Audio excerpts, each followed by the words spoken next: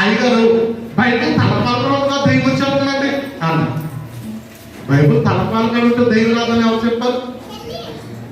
దెయ్యం పట్టుకుంటేనంట బైబిల్ పట్టుకోదంటే అది చాలా మంది అంటారు. నాకు తెలియదు, ఎప్పుడు చూడలేదు కదా. చెప్పండి, అవునా? దెయ్యానికి వాక్యమే తెలుసు, దేవునికి వాక్యం తెలుసు. నీకు బైబిల్ పట్టుకోవడానికి ఏమొచ్చింది దానికి?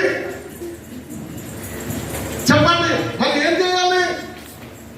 ఇందులో ఉన్న మాటలు మన హృదయంలో ఉంటాయి.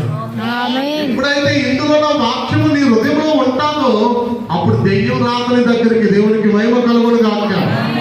దెయ్యమే కాదు, పాపం కానీ శాపం కానీ అమ్మా, ఎటువంటి దేవుని ఉగ్రత కానీ, ఎటువంటి నష్టము కానీ, నాశము కానీ నీ వద్ద కానీ, దేవుడు నీ పిల్లల